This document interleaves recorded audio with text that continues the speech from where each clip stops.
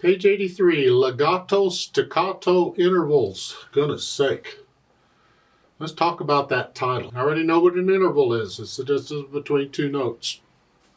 So apparently this has something to do with intervals. Well, we're dealing with fifths and sixths, so we'll guess those are the intervals we're dealing with. Legatos when you connect the notes. Staccatos, anything else.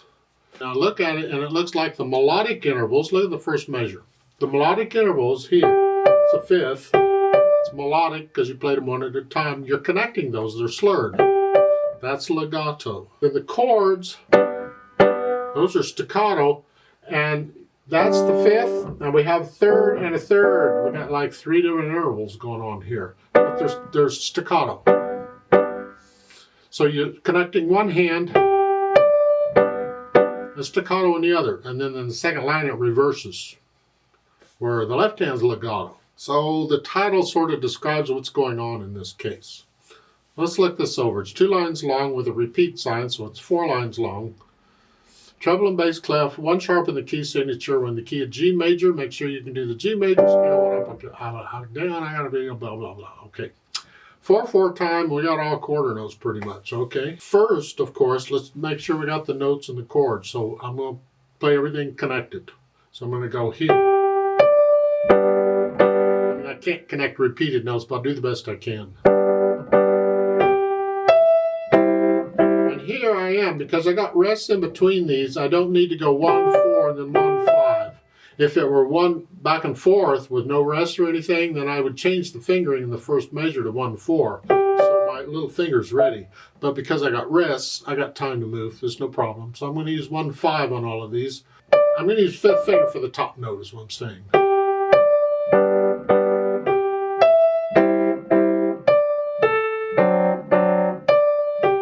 Second line.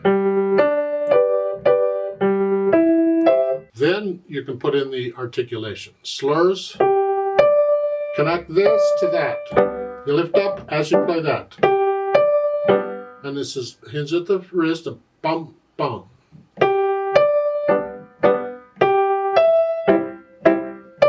The second line is the other way. It's left hand.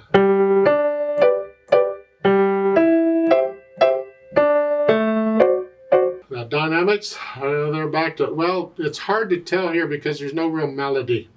So in this case, it sort of makes sense to have 2 dynamics. So the melodic intervals are going to be a little louder than the chords.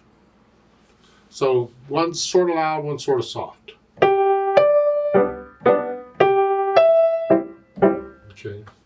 They don't give you speed. It's up to you on how fast you go. Just keep it nice and steady.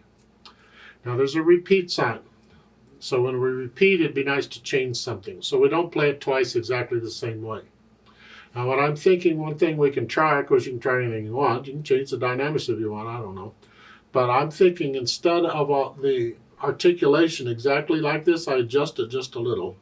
And I told you to connect this in the first measure. Connect that.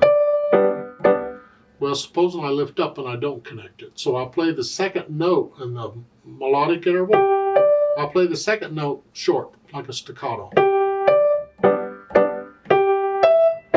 And this gives it, you want your down up anyway, so this gives that the second time around. It changes something, so it's got a little variety to it.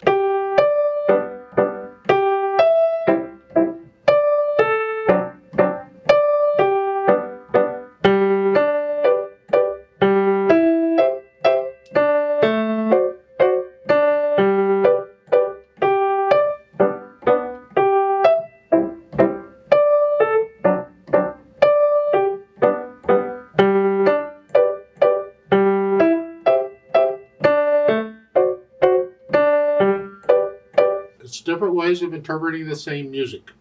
You can try other things. You can experiment with it. Let's play it together slowly and make sure we got the notes okay. The rhythm shouldn't be a problem. So I'm going to do it as it's written, even on the repeat. I'll do it as it's written. But if I'm doing it myself to perform it, I might change that articulation a little bit. So I'll give us 4 counts. 1, 2, ready, go.